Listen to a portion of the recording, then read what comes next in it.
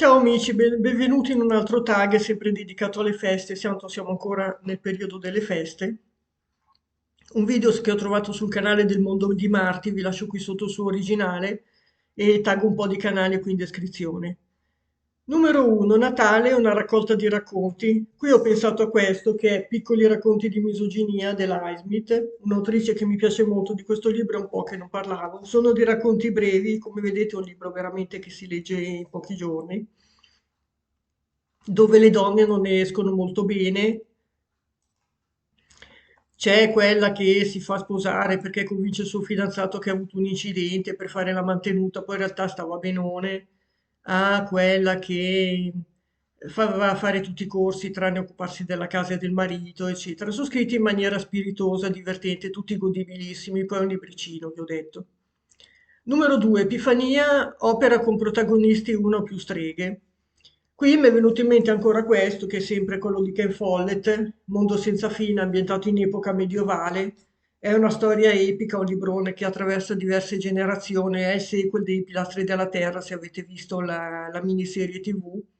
E comunque ambientato nel Medioevo c'erano anche, tra l'altro, storie di stregoneria, caccia alle streghe, eccetera. Era quello il periodo. Numero 3, San Valentino, un romanzo, un film con una bella storia d'amore. Qui mi è venuto in mente ancora della Highsmith, Carol, di cui avevo già parlato. Di solito Patricia Highsmith scrive dei thriller, non scrive storie d'amore. Comunque questo è un libro molto bello, parla di Thérèse che è la commessa di un negozio nel periodo natalizio, appunto, e questo è il periodo, che incontra una cliente Carol e si innamorano e vivono una bellissima storia d'amore. Tra l'altro Carol mi pare che è sposata e lei era fidanzata, o qualcosa del genere, per cui mm, non sono proprio omosessuali, diciamo, però vivono questa bellissima storia. Se vi piace il genere è scritto bene. Tra l'altro ne era anche stato tratto un bellissimo film qualche anno fa dallo stesso titolo. Carol anche lui. Poi, numero 4, Halloween, un libro con la copertina nera. Qui mi è venuto in mente i libri di James Roy, che sono quasi tutti neri. Questo è Le strade dell'innocenza, questo è LA Confidential. LA Confidential parla delle brutture che ci sono dietro l'apparenza del cinema di Los Angeles, eccetera, di tutta la sporcizia che c'è dietro. E ne è stato tratto anche un bellissimo film, come vedete dalla copertina, anni fa. Le strade dell'innocenza parla di un ragazzo che diventa un serial killer, scritto molto molto bene, anche se è molto crudo come libro, non è adatto a tutti. Diciamo un libro per adulti. Numero 5, Maggio, un libro, un videogioco che non hai finito. Qui vi cito L'altra parte del mondo di Colin McCullough, che parla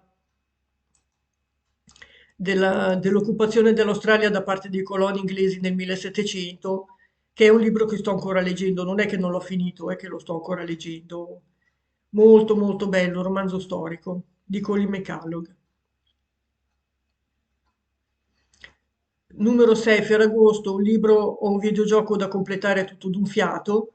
Qui mi è venuto in mente questo.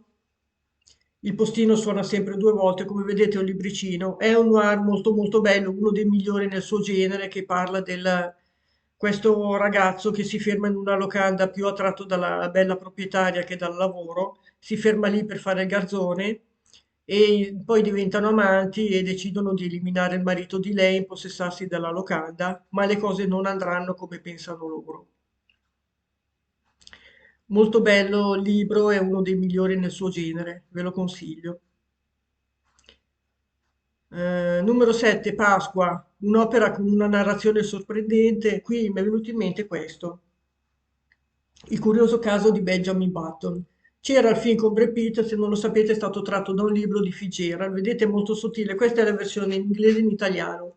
Ci sono due versioni eppure è brevissimo come libro, si legge in un batter d'occhio e è molto molto bello. È un raccontino dove c'è questo signore che nasce anziano e muore bambino, diciamo, cioè per lui il tempo va al contrario. Il film in realtà era molto più lungo, c'era tutta la storia d'amore che nel libro non c'è.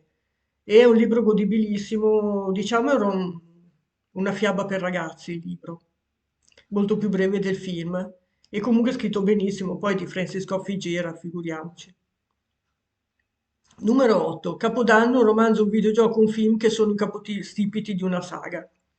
Qui vi cito I Pilastri della Terra, che sono i capostipiti della saga della serie di Kingsbridge di Ken Follett, di cui vi citavo prima Mondo senza fine, fanno parte della stessa saga e poi ci sono anche degli altri libri che io non ho ancora letto. La colonna di fuoco e Fu sera e fu mattina, mi pare, il sequel e il prequel della serie. Quando li leggerò vi parlerò anche di quelli. Numero 9, ultima, un libro, un film, un videogioco in prima persona. Qui vi cito questo, che è Il garzone del macellaio di Patrick McKeever. Ci avevo già fatto un video su questo libro, che è scritto appunto in prima persona, è scritto in maniera molto originale e un po' scritto in maniera molto diretta, ci sono anche parolacce, eccetera. Parla di questo ragazzo che si sente rifiutato dalla società, dagli amici e decide di ha una personalità antisociale, diciamo, e medita una vendetta. Ecco, non posso dirvi altro perché è un giallo, però leggetelo, è azione noir. È scritto bene, ma in maniera molto diretta, molto cruda, ecco. Bene amici, per oggi abbiamo finito, vi ringrazio per la visione, spero che i tag vi piacciono, vedo che questo genere di video vi piace, infatti io continuo a farli. Grazie per la visione, al prossimo video, a presto, ciao.